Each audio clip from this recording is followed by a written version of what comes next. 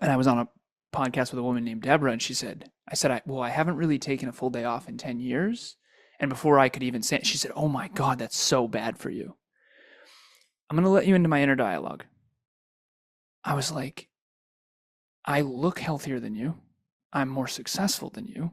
I'm way more fulfilled than you. I'm healthier, wealthier, and more in love than you. Why are you coming at me, telling me how I should live? 10 years ago, after that car accident, the second chance my dad never got, I found personal development, self-improvement, personal growth, mental health. Because I was an achiever, I was an academic, science, technology, engineering, mathematics, business, finance, all that stuff was just there for me.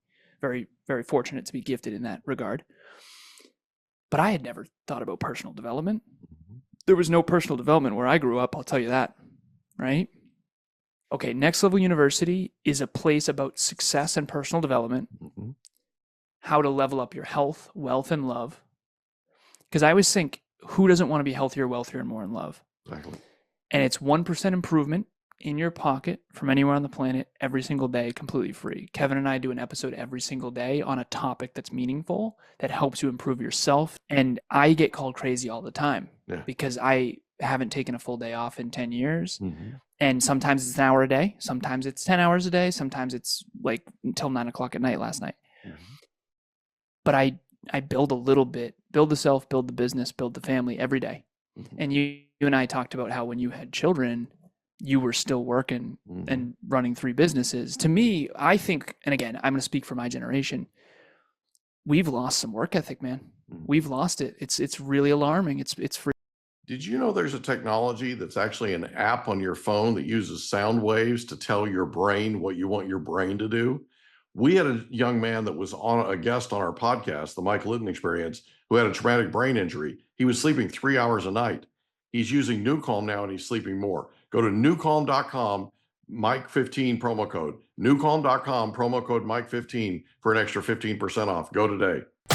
Welcome to the Mike Litton Experience podcast. Everyone has a story, and our passion is to help them tell it. Mike is passionate about being a father, a teacher, a realtor, an investor, and a leader. And now, introducing the host of the Mike Litton Experience, Mike Litton. Alan Lazaros, thank you so much for being our guest on the Mike Litton Experience. I'm super excited for our time together. And like we talked about before we hit record, everybody has a story, and our passion is to help them tell it. So with your permission, we're going to start with where you were born, go up to today, and then I want to talk about Next Level University. I want to talk about all the podcasting you guys are doing, and specifically what you're doing to support over 100 podcasters. Thanks again for being here, bud. Thank you for having me. I appreciate the opening. Well done. So where I was born, the first part of your 6-part question there, I'm kidding. The where I was born and raised in Massachusetts. Oh, awesome. I still live in Massachusetts now. Next year, we're considering North Carolina. We'll see. We're going to take a road trip soon. Really? Well, if you go to North Carolina, go to a place called the Vicious Biscuit. Okay. We've had the founders, both co-founders on the program. We have their life stories, and they have some of the best food you've ever had in your life. It's comfort food, okay? But man, is it awesome. And if you like Eggs Benedict, okay, they have a thing called a Vicious Benny, and it is to die for. Absolutely to die for. Nice. My first trip to North Carolina was last year on business. I went to Wilmington, and this place was right across the street from the hotel, across the state highway, 4 minutes away. It was unreal. I actually ate there 3 mornings in a row. Nice. Yeah. I'm officially addicted. I'm going to get the Vicious Benny. Yeah. I will. And I love, of course, I love Eggs Benedict. I love go try breakfast. That. And I'll have to get a good workout in first. So that's right. Yeah. I put it to use. Yeah. Got to get your metabolism going before you tackle that. You know it. So that's awesome, man. North Carolina. So what was your favorite thing about growing up in Massachusetts? Honestly, I've been asked that questions before because we podcast all over the world. It's been awesome. The forests. Yeah. Sounds corny. The forests in New England are unbelievable. We live in a condo complex up in this place near Quarry Hill, a little town called Uxbridge, and we were at the quarries yesterday. It is breathtaking. I jumped into the water. I mean, it's unbelievable. So the forests in New England are gorgeous. Yeah. That's cool, man. That's cool. Yeah, it doesn't sound corny at all. A lot of people tell us that being outside where they grew up, being outside, being outdoors, all that kind of thing, that was a big, big part of why they enjoyed growing up there. That's So growing exactly up, why. who was the most influential person to you? Yes. The one that was, or the one that I wish was? It was probably my mother. Yeah. Yeah. She taught me this one lesson I always talk about, best lesson I've ever learned. And I'm going to be very transparent on this show too. I do wish, and I've talked to my mom about this, I wish she had led by example with this. She Okay. didn't, but she gave me the best lesson, which was, Alan, you can be a CEO or you can be a farmer. I'm going to love you either way. But if you aim high and you go for CEO, you can wake up one day and decide to be a farmer, but it doesn't work the other way around. So aim high and you'll have choices. Aim high and you'll Ooh. have choices was ingrained in my head as a kid. And she was Ooh. absolutely right. I've aimed high my entire life. And fortunately, I've been able to choices. now. I have a lot of choices. Exactly. And someone reached out to me. They were like, "My aunt's a farmer. How dare you?" I said, "Listen, it's a metaphor. All right." She was trying to talk to a 7-year-old. Okay, it's a metaphor. Yeah. Well, I farmed for 9 years in Oklahoma with my grandfather, Nice. and it ruined me. Absolutely ruined me. The work ethic? What do you mean? Well, everything after that has felt like I was playing hooky. Wait. By comparison, okay, terms it of was the the roughest, work- it was the hardest work I've ever done in my life. Okay. And everything since then has been downhill. Everything since then has been easy by comparison, right? That's on it. I Almost- actually think that's awesome. Almost too easy, right? Well, So, and yeah. again, Mike, this is something that I think is fascinating. If you are in early childhood, have that level of discipline and work ethic, and a mentor like your grandfather who Mhm. everything's going to feel. Whereas certain people I coach, it's, listen, if you can't focus for 2 hours a day, you're screwed. Yeah. Like, you got to work this whole, big rewards for minimal effort thing. It's Mhm. it's nuts. Yeah. And you're not going to have balance in your life. There was no balance on the farm in Oklahoma.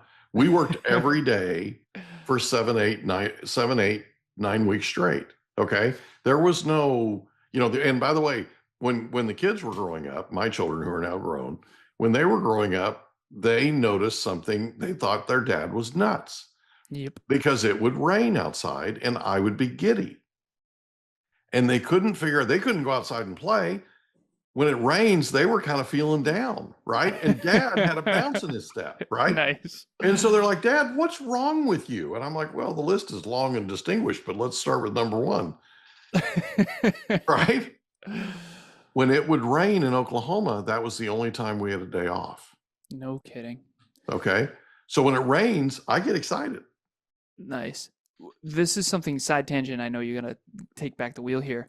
The whole 4-hour work week. You and I talked earlier about my average right now is 47 podcasts, coaching sessions, and trainings per week. Yeah. And I get called crazy all the time Yeah. because I haven't taken a full day off in 10 years. Mhm. And sometimes it's an hour a day. Sometimes it's 10 hours a day. Sometimes it's like until 9:00 at night last night. Mhm. But I build a little bit, build the self, build the business, build the family every day. Mhm. And you and I talked about how when you had children, you were still working Mhm. and running 3 businesses. To me, I think, and again, I'm going to speak for my generation, we've lost some work ethic, man. Mhm. We've lost it. It's really alarming. It's freaking me out a little. And I don't understand. People are like, well, you work too hard. You think too much. What if you don't think enough? And what if you don't work hard enough? Like, why are you calling me out for work ethic? When did work ethic not become awesome? Like, Yeah. when did that turn? That's an actual question for you. Yeah. When? So I can answer it for you if you'd like. So yeah. When did it's- work it- ethic this is- become not a good thing? This is ultimately about who you're spending time with. Yeah. And what I mean by that is this.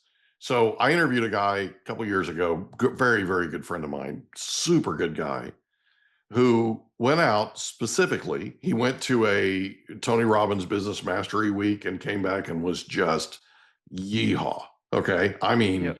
Mr. Motivated, right? The one thing that he took from that week was he was spending time with the wrong people. So he goes out and he finds a entrepreneur group of Nice. millionaires, literally millionaires. Every Yep. single person sitting at that table with him was a millionaire, and he joined the organization. Cost him a lot of money to do it.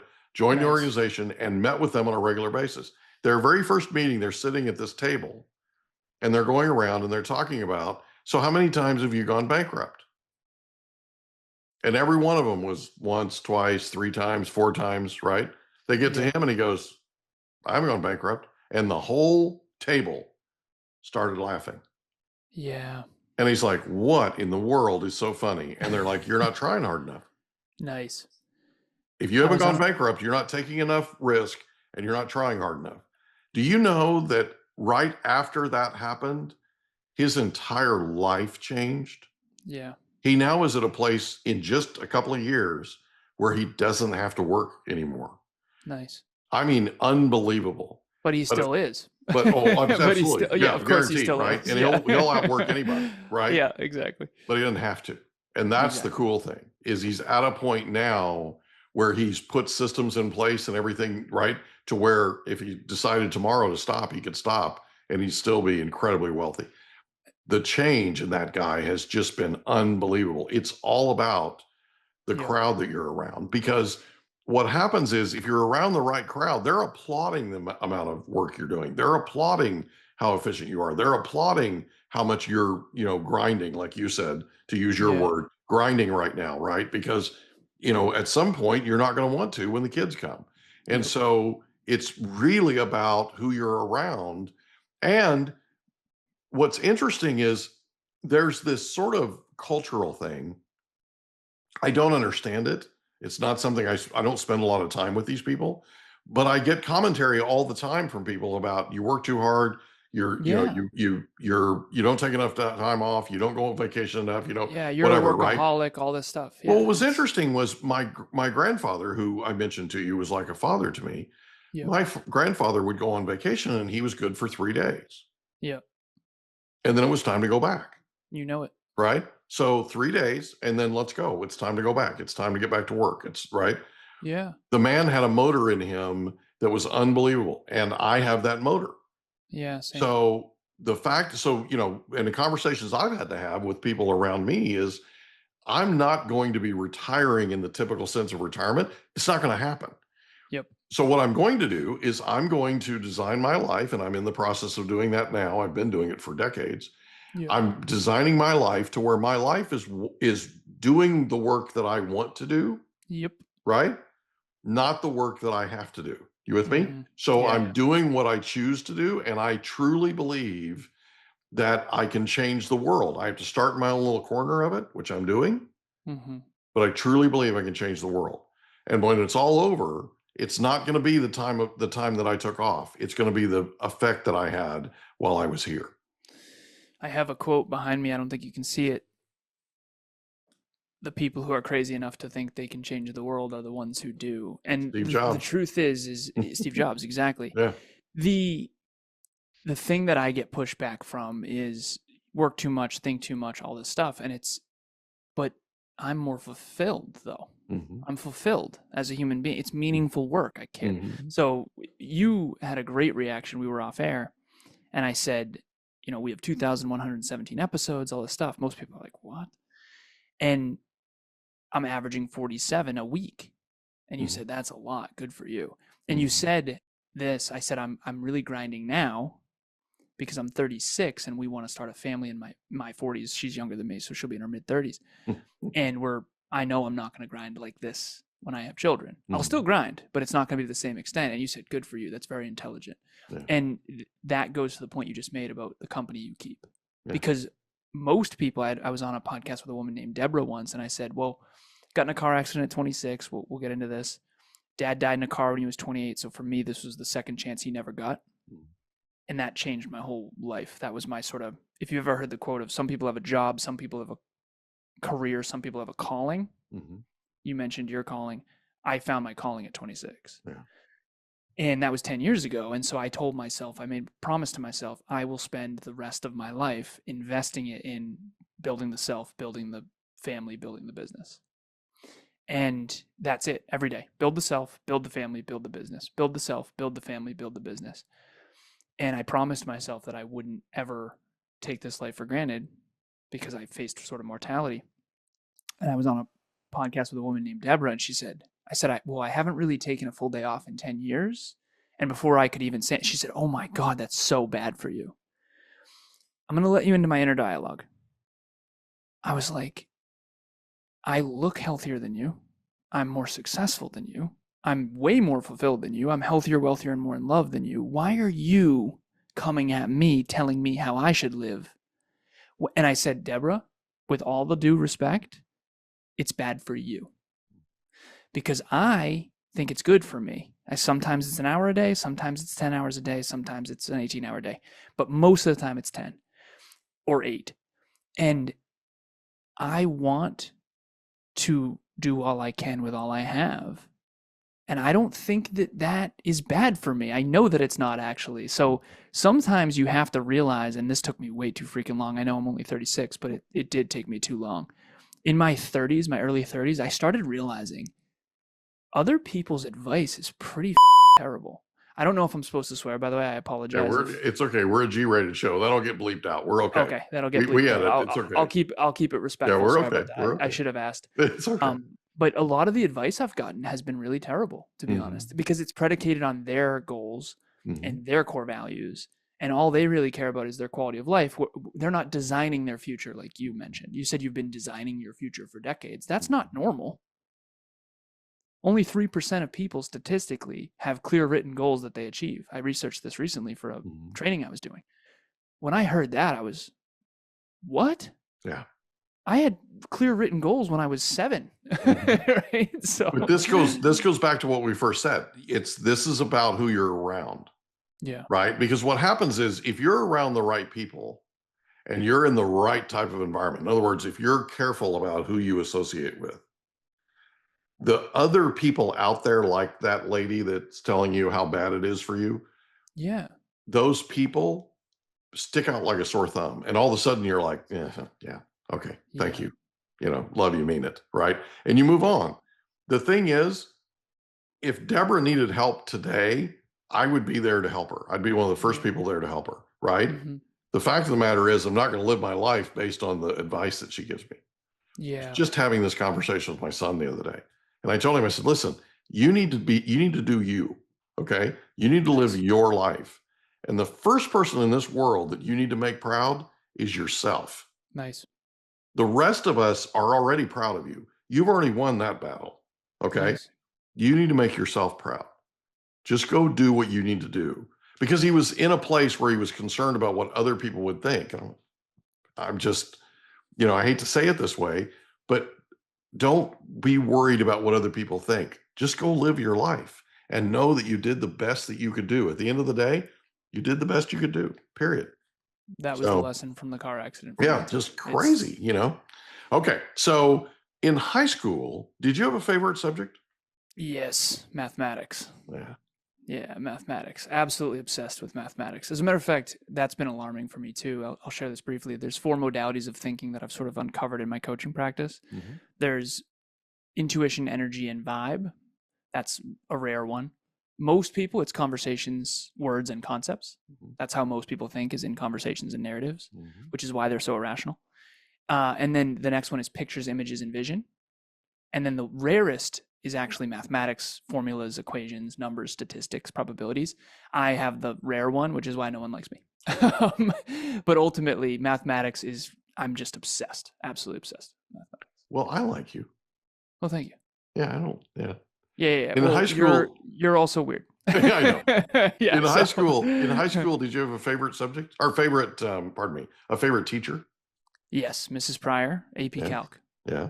AP Calc. Yeah, I wrote her a letter in my late 20s just saying thank you, because she was there for me at a time. My stepdad left when I was 14, took his entire extended family with him, went from boats and ski trips to free lunch at school because our income was so low. How are we going to keep the house and the family type of thing?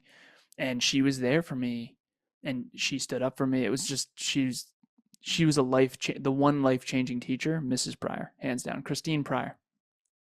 Can I ask you a question? Of course. When all that happened and all that change happened in your life at 14, how did that affect you? Yeah, two ways. In hindsight, I didn't know any of this at the time. Yeah. So birth father passed away at 2. I had a stepfather from age 3 to 14. My real last name is McCorkle. It was John McCorkle was my dad. Jim, Joe, John, Jane, Joan, Jeanette. Big Irish Catholic family, 6 J's. And when he passed away, my mom was a stay-at-home mom, so everything's numbers for me. So she was 31, my sister was 6, I was 2. From 3 to 14, I had a stepfather named Steve Lazaros.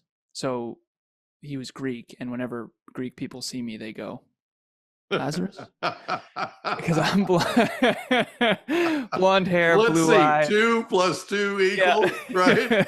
16. Who is this Ken doll, Lazarus, right? But German and Irish and all that. So when he left my family at 14, how did that affect me? This is only in hindsight. I did some therapy in my 30s. Did you know there's an app that has no side effects that allows you to use sound waves to tell your brain what you want it to do? It's called newcalm.com, and it's amazing. It literally uses sound waves. If you want to tell your brain to go to sleep, if you want to tell your brain to recover, if you want to tell your brain to put you in peak physical state, if you want to tell your brain to focus, if you want to tell your brain to take a power nap, you can do all of these things and more with newcalm.com. Go to newcalm.com today, promo code Mike15. Newcalm.com, promo code Mike15 for an extra 15% off. Go there today. So the 4 trauma responses are fight, flight, freeze, and fawn. Most people know fight and flight. Fawn is to appease. I became this chameleon. A lot of salespeople actually have abandonment issues. I've found out later because you basically are really good at fitting in and creating connection because you're so afraid of abandonment. So stepdad left at 14, took his entire extended family with him. To this day, never seen or spoken to a single one of them since.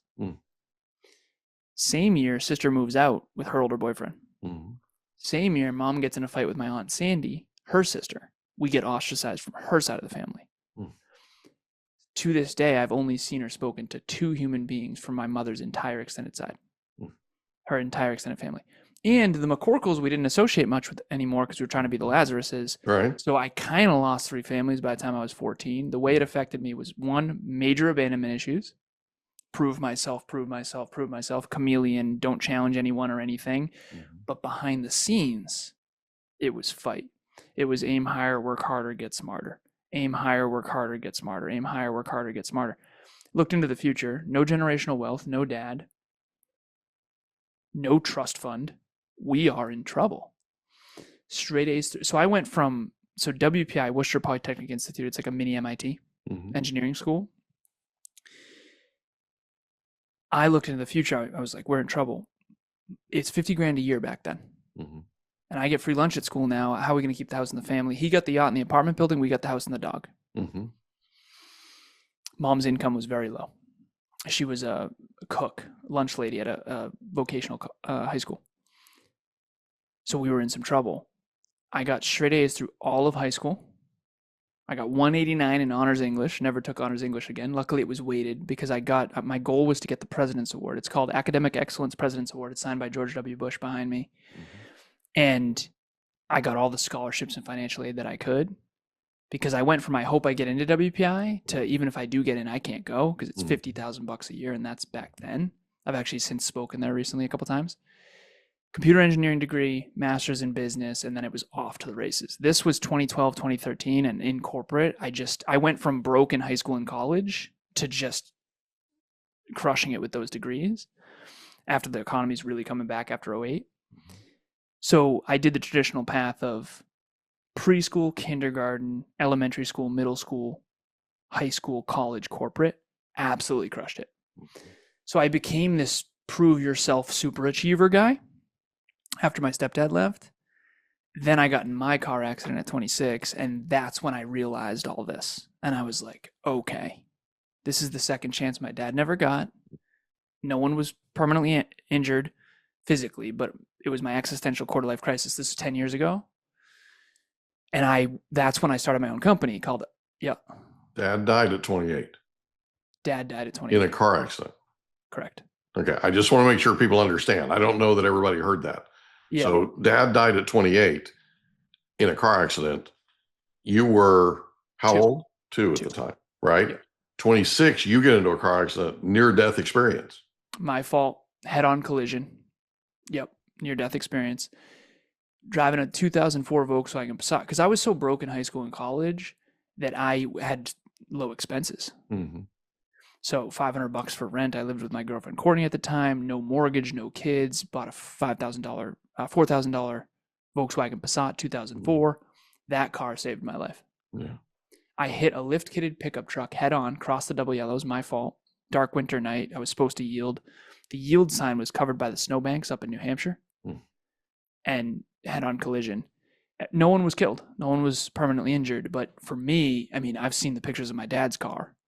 I've seen pictures of this was just, fortunately, I used to call this car the tank. German engineered steel trap of a car. I've since found out Volkswagen Passats are one of the safest cars on the road, especially that model. True. Thank goodness. But that was 10 years ago, and that's when I found my calling. I started a company called Alan Lazaros LLC, very original. And it was what you'll never learn in school, but desperately need to know. 10 years ago, after that car accident, the second chance my dad never got, I found personal development, self-improvement, personal growth, mental health. I found, because I was an achiever, I was an academic, science, technology, engineering, mathematics, business, finance, all that stuff was just there for me. Very, very fortunate to be gifted in that regard. But I had never thought about personal development. There was no personal development where I grew up, I'll tell you that, right? Mom and stepdad. It was survival. It was survival. Mom and stepdad did not get along. That's a polite way to put it. Tough upbringing, bad, not good. Except for the forests in New England. They were beautiful. That was my escape. That and video games. But ultimately, 10 years ago, I found personal development and I dialed that up. And I thought to myself, I want to bring personal development to the school systems. Good luck getting speeches at high schools and colleges with that slogan, right? And then it became Conversations Change Lives podcast, Hyperconscious podcast with my business partner, Kevin. I was his first guest. He was my first guest. Then we rebranded to NLU, and now we're 2,117 episodes, 18-person team, whole thing. So NLU is Next Level University. Talk about that for a second. Okay, Next Level University is a place about success and personal development, how to level up your health, wealth, and love. Because I always think, who doesn't want to be healthier, wealthier, and more in love? Exactly. And it's 1% improvement in your pocket from anywhere on the planet every single day, completely free. Kevin and I do an episode every single day on a topic that's meaningful, that helps you improve yourself, to improve your life. And he has a podcast called Podcast Growth University, helps you start, scale, grow, and monetize your podcast. I have Business Growth University that I just started. It's 7 episodes in of how to reach your potential in life and business. And so it's become sort of level up yourself, level up your podcast, level up your business. And that's how we now work with 106 podcasters and business owners. I'm a business coach now, work with 20 individuals. One of them's 4 times a week. And that's why I'm grinding so hard, because I'm just coaching so many people now, which I'm very grateful for. And I said this to you off air. 2 things in business. Either one, it's crickets and no one gives a crap. No one gives a crap. I almost swore in there. Good job. Yeah, thank you. And I want to be respectful. And then, or you're overwhelmed as hell and you got to find a way to Pareto your life, Pareto principle your life in a way where you can sustain it. And I'm definitely in that phase right now. I'm very grateful, because the moment you're not grateful for demand is the moment you start getting cocky, and that's how you go out of business. So for people that are listening to this that are not familiar with Pareto's principle, explain that for just a second, and how you would apply it to your life. Yeah, so I'm so grateful you asked, because I actually have a deeper version of Pareto. And again, I'm a math guy, so this is the way I think. Doesn't surprise me in the least. Okay, computer engineer, so everything's numbers. Right. Pareto's principle is 20% of effort produces 80% of results. But I Pareto. So I do 20% of 20%, which is 4%. And if you take 20% of 4%, you get 0.8%. If you take 20% of 0.8%, you get 0.16%. If you take 20% of 0.16%, you get 0.04%. Now, I've crunched the math on this. So I call them my 0.04% essentials. So for me, coaching, training, and podcasting are my top 3 priorities, that is the most leveraged use of my time at this stage in my life, right? Obviously this evolves. And I didn't start there. In the beginning, you have to do everything yourself, right? So the math breaks down like this. If 20% of effort is responsible for 80% of rewards, then that's a 1-to-4 ratio. Right. If you take 20% of 20%, now it's 1/4 times 1/4, which is 1/16.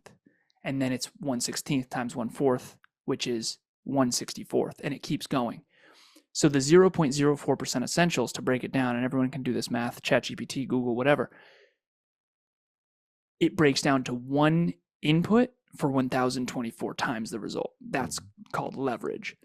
Now, that's how people produce huge outcomes for very minimal effort, but it's in a very narrow area. Like a Matthew McConaughey, for example, he's not really good at much else, but he's really, really, really good at that one thing that produces a way bigger outcome. Warren Buffett's another good example of that, right? So, and I just use them because people know them. But ultimately, if you can design your life to become the healthiest, wealthiest, most in love version of yourself, and you can Pareto your life, you can produce way more outcomes. The metaphor here that I don't like, and I'll explain why in a second, is if you put $1 into a slot machine, you get $1,024 back. How often would you play? It's not actually how it works. This is what I jokingly say, because it's kind of true. You put $1 in today, you get punched in the face for 10 years, and then you get $1,024 back. So people are like, well, I would play forever. Right. Well, that's not exactly how it works. So eventually you're going to get punch drunk, right? Yeah, exactly. And then you keep playing. But the leverage piece is hard because it's very difficult to focus in the 21st century. Yeah, totally agree. Totally agree. Thank you so much for sharing that. That's awesome. Okay. So you're at 2,117 episodes? Nice. Podcast episodes? Yep. What are the 2 most important things you've learned in the last 2,117 episodes? Okay. The first one is what I call the continuous improvement formula. And it's just, I mean, yeah, we kind of made it up, but it's not complicated. I call it prep, rep, reflect, perfect. So prep is you prepare for the interview. Rep is you do the rep. You actually do the interview. Then reflect is you watch it back. This is the part most people don't do. It's hard to watch an episode a day. So I can't say I'm doing it every time. And then perfect is, what are you going to improve? So the continuous improvement formula, no matter what you're doing, I have something called the 25 impact points of effective communication. I had an engineering client who was part of my alma mater. He was one of my roommates. He actually lived in the apartment below me. But he came and coached with me 10 years later after college, right? And he had this great idea, but he couldn't communicate. And I'm one of the, and again, this is going to sound pretentious, I'm one of the few engineers who doesn't suck at communication. Right. And I'm not great, to be honest. I used to think I was a good communicator, and then Kevin came into my world and everyone loved him and hated me. I didn't make any sense. I was just going to ask you, how many effective communicators that are engineers do you know? There's not many. No, it's very rare. It makes sense though, because the way they think is so unique. Yeah. Engineers have low self-worth and they're very capable and they think in mathematics and future orientation and they reverse engineer finish lines, but they can't communicate well at all. It's been actually alarming. But anyway, so I created these 25 impact points of effective communication to help this client. His name's Udit. He's like, dude, I need to communicate like you. And I remember thinking, again, just being brash here, English is your second language. You're one of the worst communicators I've ever seen. It's not going to happen. Like, I spent my early days around, a childhood with a lot of drinking and partying. I had to learn how to communicate with common folk. And a lot of the people I went to school with are, math geniuses. And it's very, very difficult to communicate effectively the more sophisticated you become. Even what I just did with the Pareto numbers there, I mean, I lost most of your audience. I'm sorry, but I got to do it. And at the end of the day, that's only me breaking it down as simple as possible. It's actually a lot more than that in my head. But to answer your original question, the prep, rep, reflect, perfect formula, most people are not doing that. So I review my 25 impact points of effective communication. I rate myself from 0 to 10. I wouldn't say every week, but I try to do it every other week. Mhm. And it helps me inflection, compelling questions, storytelling. There's a lot of tonality, all these things. Mhm. And you just get really good if this episode is any good, it's only because of the thousands I've done before. Mhm. I'm not a naturally good communicator. The second thing I've learned from 2,117 episodes is second most important thing. Okay, I got one. We just recently came across a opportunity. Someone found us and found our podcast and started working with us, and they found us because they chat GPT'd how to be more successful. And Interesting. Kev, right, that's new. Kind of Because you cool. always, in business, you got to figure out where people are coming from and why. Mhm. Kev asked ChatGPT how to get ChatGPT to recommend us more. Our listens have tripled in the last week. Unreal. So the lesson in that is 10 years in, 8 years of podcasting, we're still like, how in the hell did we not think of that? Now, in Mhm. our defense, ChatGPT didn't exist 5 years ago, Right. but still, that's been blowing my mind. How can you be 10 years in and still having these what seem like simple breakthroughs that are so obvious in hindsight? And so what's the lesson in that is keep going, because the learning will never stop. I think the percent increase, like now when I read a book, a personal development book, I get maybe 1% new knowledge. Whereas in the beginning, it was, oh my goodness, this is Mhm. expanding my consciousness. So when you're young, it's easier. And again, I'm still young, but that would be the second thing, is just you do not realize the power of little improvements over time, because even 10 years in, you're having brand new distinctions that are so obvious in hindsight. So you always continue to strive. You never stop, right? You never stop. You just continue, even if it's small, even if it's tiny, just continue to improve, right? Always. Get better all the time. Get better all the time. And the beautiful thing about ChatGPT is you asked and you received. Pretty cool. Pretty cool. Everyone who feels like lack of intelligence was a bottleneck, my business partner Kevin never identified as really intelligent. He's not a long-term strategic reverse engineer thinker, right? Right. But with ChatGPT, that dude's a machine. Yeah. It's unbelievable. I have realized the benefits of my brain just by watching him. He's found new ways to save us money. I'm like, dude, where was this 8 years ago when we didn't have any money? Pardon my French. You got to bleep that out again. I'm sorry. We'll bleep it. It's okay. We'll bleep. It's okay. Okay, I We're good. appreciate you. We can Hopefully I'm bleep. not the It's first. good. Okay, thank you. Damn, that's two. It That's two. happens, man. It 2 happens. strikes. Over. 3 You're strikes, okay. I'm out. You're okay. Hey, it's all right. Here's the thing. We're all built a certain way, right? And part of that comes out in our language. Okay. It's that intensity, it's that drive, it's all the things that make you you and make you unique. And it's why people hire you as a coach. It's why people listen to your podcast. It's why ChatGPT is recommending you, all those types of things, right?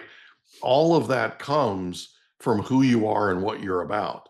And that's natural. That's not, you're fine. You don't need to apologize for that. I We'll bleep it appreciate out. it. It'll be I good. appreciate it, Okay. Mike. Yeah.